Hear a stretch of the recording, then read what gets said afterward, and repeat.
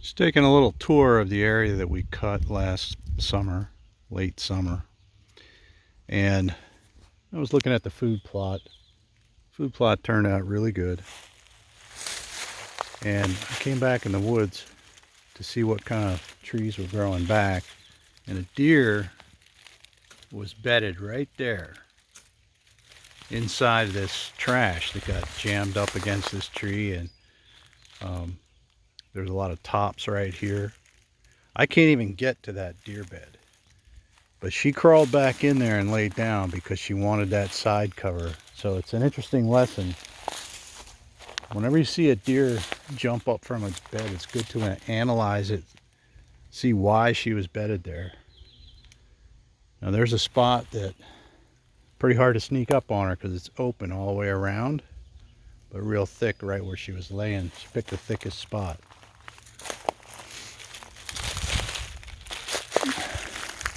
There's plenty of food in the way of browse here. All of these red maples that got cut off are sprouting prolifically, and deer are already eating the leaves and the new growth. These are all trimmed off. Okay.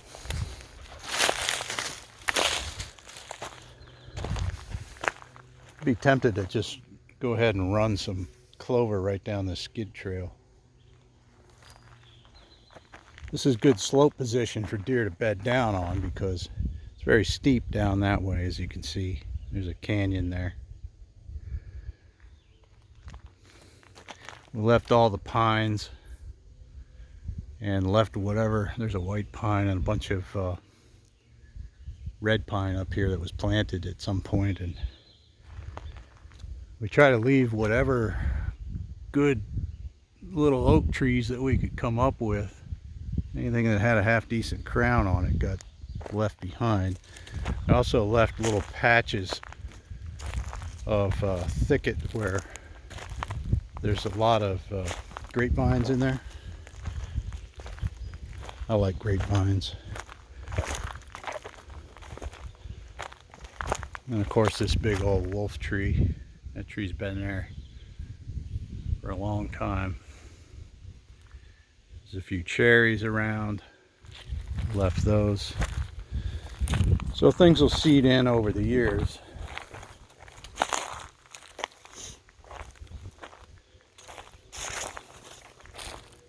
You can see how red maple is really favored for browse.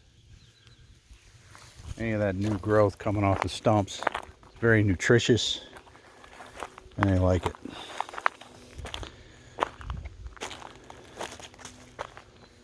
Now over here in the food plot,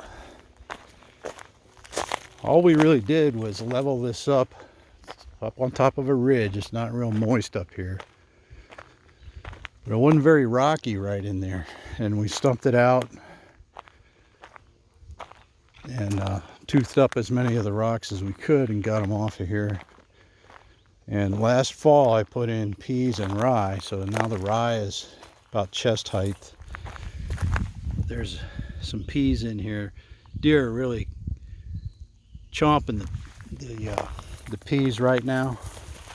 You can see how they're all nipped off. All the terminal growth is being eaten. See that? It's important to note that that's the way that deer eat. So when people are asking me if they should mow their food plot, there's very little reason to mow a food plot because the parts of the plant that deer want are out at the terminals. So why mow it? They're mowing it for you. This rye isn't hurting anything. Every one of these peas is nipped off. I don't know if you can see that. Every one of these. Wait. They're all nipped off at the ends. It's that new growth that they want. And there's just no reason to mow anything. This rye acts as a nurse crop. It helps keep the hot sun toned down a little bit so you don't dry the soil out. There's a million bees in here. Beneficial insects like this ladybug. So we could just let this go. Peas are going to flower. There was some radish that I put on there last fall that's gone to seed as well. They actually taste pretty good, you know, for a salad. You can come out here and collect them and make yourself a salad. But I don't know if you can see that, but there's a trail where a deer just went right through here and had a meal. There's a little bit of chicory in here. I find chicory a little bit difficult to get started.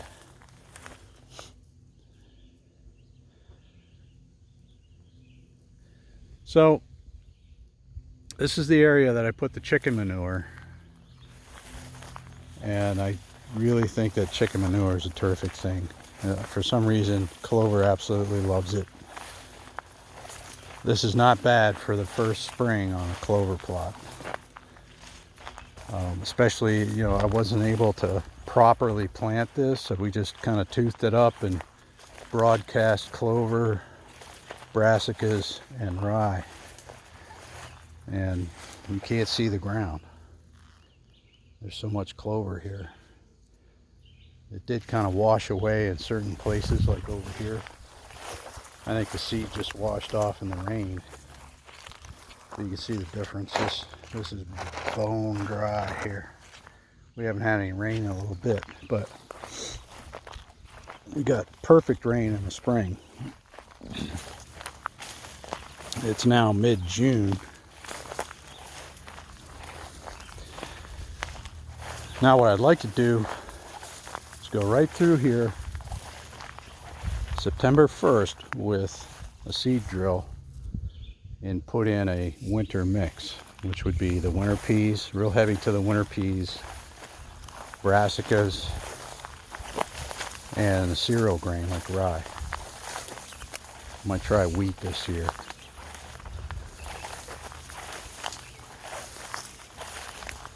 So that'll be a super attractant when the peas kind of fizzle out at the end of the growing season. Clover starts to harden off and it gets cold, and you know the clover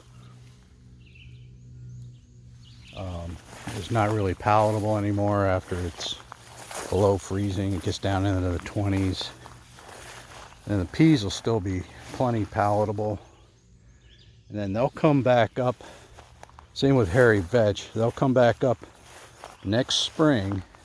Look at how thick the clover is here. I think the seed kind of got on a little heavy here, so I guess it doesn't hurt to put clover on 10 or 12 pounds to the acre instead of 8, because it really comes in super thick. Look at that. That is really thick. Put a little water tank over there. Gets a lot of use.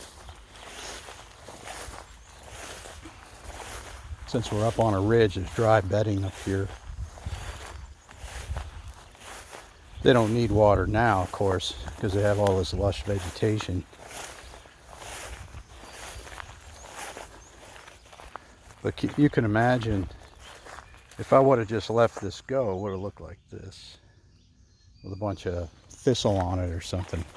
There's no thistle at all in here. There isn't one weed anywhere, because there wasn't any weed seed in the seed bank.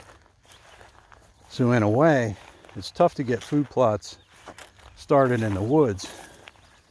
But one of the good things about it is you don't have weeds to contend with, because they weren't there in the first place. So I'd say that's a success. What's not a success is the chestnuts that I planted over there. They're all dead. I don't know what happened to these.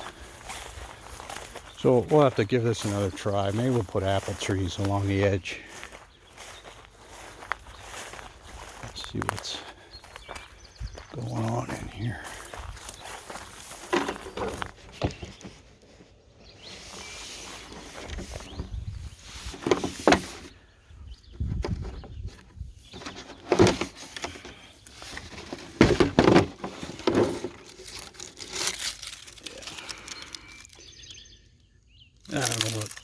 we didn't get very good nursery stock this year, so that's the way it goes with trees. It's tough. But right now, this ground is like a parking lot. So, you know, somebody asked me last night, why wouldn't I plant my soybeans now?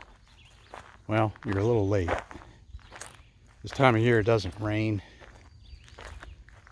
You could try drilling them into really good soil with a good clay content. You know, a heavier soil might hold moisture a little better. But if you have a cover crop like this, you can drill through this. See, now that soil down there is still moist because it's covered. It's got armor on it. Come out here,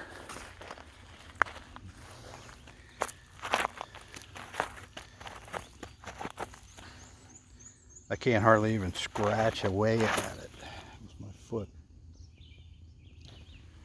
So keep armor on your soil, keep roots in your soil. 365, and you'll have healthy soil, and you can always grow something. There's always something for the deer to eat.